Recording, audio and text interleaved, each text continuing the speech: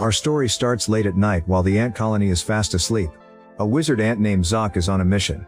After days of searching, he finally finds the fire crystals he needs to finish a mysterious potion. He asks another ant, Spindle, to light up the dark tunnel so he can extract the mineral from the rock. Down below, the sleeping ants are not happy. Rocks keep falling on their heads and they yell at Zoc to just go to sleep. But Zoc ignores them. He is entirely focused on his mission. After a few intense minutes, he shatters the rock and collects the crystals. The next morning, the worker ants head out to gather food, but their peaceful routine is violently interrupted. We finally meet the human behind all the chaos, Lucas. Lucas lives in the house right above the ant hill with his parents and his older sister Tiffany.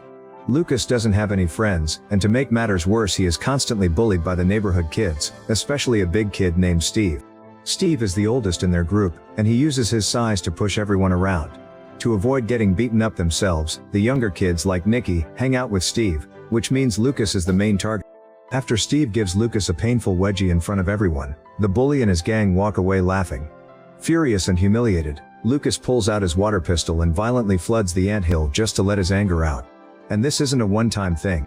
Whenever Lucas gets bullied by the bigger kids, he takes it out on the ants. Because of these constant, unprovoked attacks, the ants have given him a terrifying title, the Destroyer. Down in the dirt, Zoc tries to stand up to the giant. He threatens to use his magical powers against Lucas, but the boy simply kicks the dirt, almost crushing Zoc and his girlfriend Hova.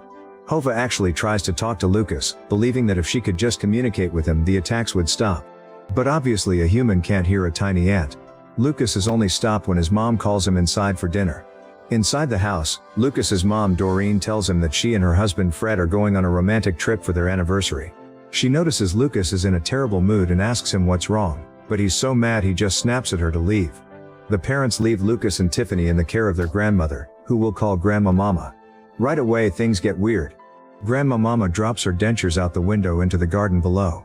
When Lucas goes to her room to return them, he discovers she has turned her entire room into a crazy foil-covered fortress. When he asks her why, she dead seriously tells him she is preparing for an alien invasion. Meanwhile, back in the colony, Zoc is trying to finish his potion, but it's not working. He rubs the fire crystals, but the liquid refuses to change color. Hova tries to encourage him, but the head of the Ant Council shows up with bad news. Because of the Destroyer's floods, their food supply is dangerously low. He demands to know if Zoc has a solution. Zoc promises his potion will save them all. The next morning, Lucas is outside watering the grass when Steve sneaks up and throws a firecracker right at his feet. As Steve runs away, he lights a second one, but it turns out to be a dud. Absolutely furious, Lucas looks down at the anthill, planning his most destructive attack yet. At the exact same time, Zoc figures out why his potion isn't working. The fire crystals have tiny cracks or fissures in them. To fix this, he coats them in tree resin, drops them into the liquid, and finally, the potion turns a glowing color. It's ready. But just as Zoc starts celebrating, a massive tsunami of water engulfs the colony. Lucas has turned the hose on full blast. The colony is completely destroyed. Lucas is interrupted, however, by a weird guy approaching him. This is Stan Beals, a pest exterminator. Stan claims that Lucas's dad hired him but forgot to sign the contract before leaving on his trip. Using slick words, Stan manipulates Lucas into signing the paper for his father. After the flood, Zoc and Hova pull themselves out of the mud. Thankfully, Spindle managed to save the potion. They dig out the head of the council, and realizing their home is gone and they did nothing to deserve this, Zoc declares it is time to put his plan into action. That night, a small team of ants sneaks into Lucas's house, climbs up to his bedroom, and while the boy sleeps during a thunderstorm, Zoc pours a single drop of the potion right into Lucas's ear. Lucas wakes up to the sound of thunder. At first everything seems normal, until he rolls out of bed and falls what feels like 100 feet into a giant bag of potato chips. He crawls out, only to see Zoc standing there. Lucas looks around and realizes in absolute terror that he has shrunk to the size of a bug. Upstairs, Grandma Mama hears the thunder, grabs her alien hunting binoculars to check on Lucas, and sees her tiny grandson being carried away by ants. She immediately passes out from the shock. Outside, the ants drag Lucas deep underground into the colony. All the ants are gathered around, staring in awe at a real-life human. The guards drag him to the council, and an ant named Fugox reads the charges against the Destroyer. Then, the Queen Ant arrives to deliver the sentence. You'd expect her to squash him, right? But the Queen is incredibly smart. She explains that if they kill Lucas, it will only make the humans angry, and soon, more Destroyers will come to wipe them out. Instead, her verdict is unique. Lucas will be shrunk and forced to live among them. He must learn to think like an ant, work like an ant, and only when he truly understands their ways will he be given the antidote to grow back. Hova volunteers to be his mentor, and the very next day, his training begins. At first Lucas just tries to hide. He even tries to build a tiny escape parachute out of trash. But Hova stops him, explaining the harsh truth: if he runs away, he stays small forever. He has to earn his way back. Hova takes him to her friend Krayla, who is in charge of training the worker ants. Krayla puts Lucas on the blue team with the other male ants. Their first test is an obstacle course. The goal is to grab a jelly bean, which the ants call a sweet stone, and bring it back to the nest. The catch? No one gets left behind. Right away Lucas's lack of teamwork ruins everything. When they hit a giant crack in the ground, the ants link their bodies to form a bridge. Lucas ignores them, tries to jump across alone, and falls straight to the bottom. They have to waste time rescuing him. Next they hit a puddle. They link up again, but Lucas breaks the chain, slips on the water and goes flying through the air, landing right on top of the sweet stone. The other ants see this and think it's a brilliant strategy, so they all copy him, launching themselves across the puddle. But on the final stretch they have to climb a giant rock. Lucas simply doesn't have the gripping claws of an ant. His teammates try to pull him up, but they are too slow. The red team passes them and wins the race. Afterward Hova tries to comfort Lucas, but he just shrugs it off, saying, "I don't do teamwork." But before they can argue, Hova senses danger. A swarm of wasps descends on the colony to steal their food. A massive battle breaks out. The ants throw rocks, and Zoc steps up, shooting actual bolts of lightning at the wasps. One wasp attacks Krayla, and Zoc barely saves her. Then, a wasp grabs Hova. Zoc yells at Lucas to help, but Lucas panics. His fight-or-flight instinct kicks in, and he runs away. Lucas runs into the yard and spots the unlit firecracker Steve threw earlier. He grabs a shard of glass, angles it to catch the sunlight, and uses the heat to light the fuse. The wasp chasing him dives in to sting him, but its stinger gets stuck right on the firecracker. Lucas dives out of the way just as it explodes. But here's the crazy part. Zoc was right behind the wasp trying to save Hova, and he gets caught in the explosion too. The blast is so loud that the wasp holding Hova panics and drops her. The swarm retreats. When the dust settles, the ants cheer for Lucas. They think he purposefully sacrificed himself to blow up the wasp and save the colony. But Zoc knows the truth. He is absolutely furious because he knows Lucas was just being a coward. That night the colony throws a massive party in Lucas's honor. Fugax brings out a bowl of sweet nectar for their guest. Lucas is starving, so he digs in, declaring it the most delicious thing he's ever tasted. He eats the whole bowl, and Fugax happily runs off to get more. But then Lucas finds out a horrifying secret. The nectar is actually maggot droppings. He gags, completely disgusted. To cure his stomachache, Hova gives him a piece of root soaked in a drop of water. It works instantly, and Lucas lets out a massive burp that echoes through the entire colony. After dinner, Hova, Fugax and Krayla take Lucas on a special trip to see the Queen Mother, the ancient ant who is said to have given birth to all the queens in the world. On the way, Lucas looks at the cave drawings on the walls, which tell the history of the ants. Then, he sees a terrifying image. It's a prophecy about a monster called the Cloud Breather. The drawing is ancient and no one really knows what it means, but they know one thing for sure: death follows the Cloud Breather. Looking at the drawing of a giant figure spraying poison, Lucas's blood runs cold. He realizes he is the one who brought the Cloud Breather to the colony when he signed Stan Bielsa's contract. Lucas freaks out. He tells his ant friends he has to get to his house to cancel the exterminator. Krayla tries to stop him, but Lucas makes a promise. If they help him get to the phone, he will give them all the sweet stones they can carry. They sneak into the house but hit a roadblock, a giant shaggy rug that would trap them like quicksand. Lucas comes up with a clever idea. They climb a sideboard, grab fallen rose petals, and use them as parachutes. They jump, get caught in the breeze of an electric fan and glide safely across the room. Well, almost safely.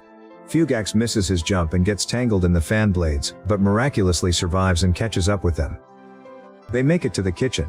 While Fugax and Krayla raid the jellybean jar, Lucas runs to the wall phone. He dials the exterminator, but in his panic he misdials by one number. The phone rings and a guy answers. Pizza Kingdom. Lucas, thinking it's Stan, yells into the phone that he wants to cancel the contract.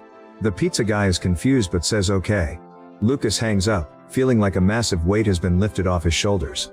But then the phone rings back. It's the pizza guy calling to confirm the order. Lucas's sister Tiffany answers the phone. While she's distracted, she spots Fugax trying to carry a jelly bean. She screams and tries to crush the disgusting bug with a magazine. Suddenly Grandma Mama leaps into action and stops her. The crazy grandma reveals a huge secret. She saw Lucas get shrunk through her binoculars.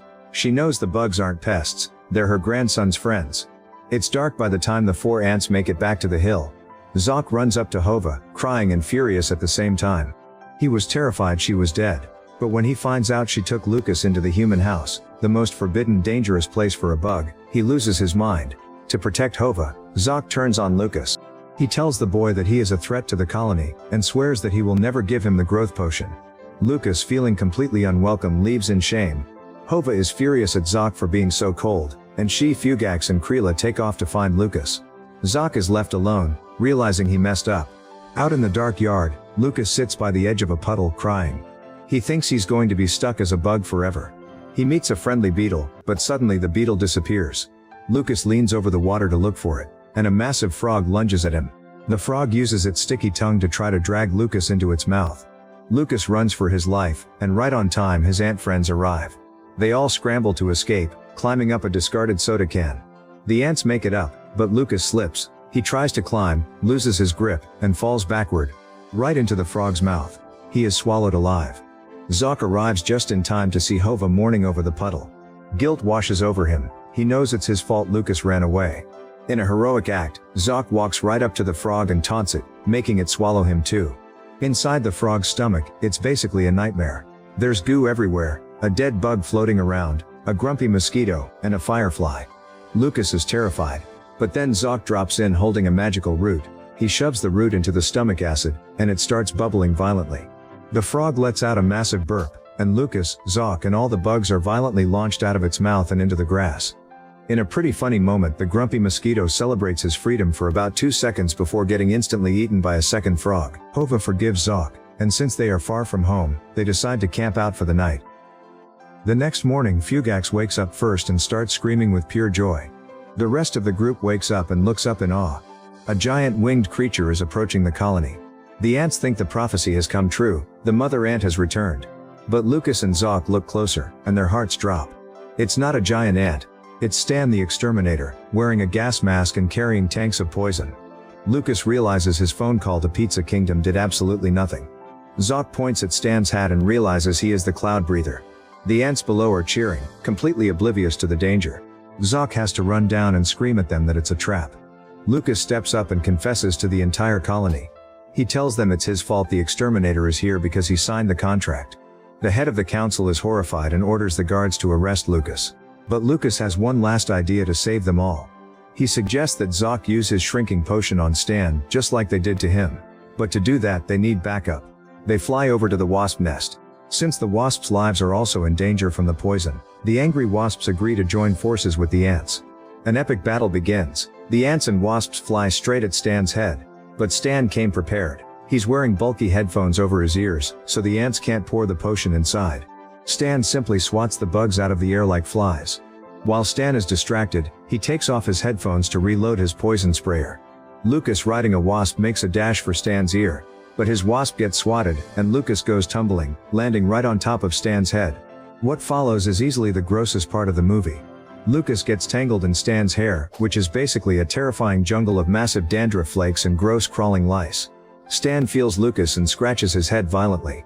Lucas gets flicked off and falls right into Stan's nostril. Stan blows his nose, shooting Lucas out like a cannonball. Luckily Hova is flying by on a wasp and catches him. But their victory is short-lived. Stan swats them out of the sky. They crash to the ground and a heavy wasp falls right on top of Hova, pinning her to the dirt. Stan steps closer, his giant boot ready to crush them. Lucas has a split second to make a choice. Every instinct tells him to run, but he looks at Hova, remembers everything she taught him, and finally makes the right choice. He runs toward the danger. He grabs the heavy wasp, lifts it with all his might, and frees Hova. They scramble up a wooden mailbox stake just as Stan's boot slams down, missing them by inches. They are safe, but they are out of time. Stan is about to spray the colony entrance. Zoc flies up with a new desperate plan. Instead of pouring the potion in his ear, they coat a wasp stinger in the shrinking potion, and sting Stan right in the butt. The wasp dives in, strikes the exterminator, and the magic takes effect. Stan starts shrinking right in his oversized jumpsuit. He doesn't shrink to ant size, but he shrinks down to the size of a toddler. Now completely defenseless and tiny, the surviving wasps swarm him. Stan is so small he can't even reach the door of his own van. In a hilarious, humiliating defeat, Stan steals a little kid's tricycle and frantically pedals away into the distance. The battle is won. The ants return to the colony and officially declare Lucas their savior. The queen ant appears, tells Lucas he has learned his lesson, and grants him his freedom. Zoc hands over the growth potion. Lucas says an emotional goodbye to Kreela and Fugax. He shares a really sweet moment with Hova, thanking her for teaching him how to be part of a team. Then, he steps out of the anthill, drinks the liquid, and in a flash of magic, grows back to his normal human size. Up in the window, Grandma Mama watches through her binoculars, crying tears of joy that her grandson is back to normal. A few hours later, Lucas's parents finally pull into the driveway. Lucas runs out and gives his mom a massive hug, completely over his old angry phase. But then Steve and his gang show up, ready to bully Lucas again. This time, however, Lucas doesn't shrink back. He stands tall, looks Steve in the eye, and refuses to be intimidated. When Steve threatens to beat up little Nicky, Lucas rallies the younger kids. He tells them that together they are stronger than the bully. The kids are empowered, and they all chase Steve down the street. The big bully runs away with his tail between his legs, proving he was nothing but a coward all along. The kids ask Lucas to come play with them. But first Lucas walks over to the garden. He reaches into his pocket, pulls out a handful of jelly beans and scatters them around the anthill as a peace offering to his friends below. And that wraps up the ant bully.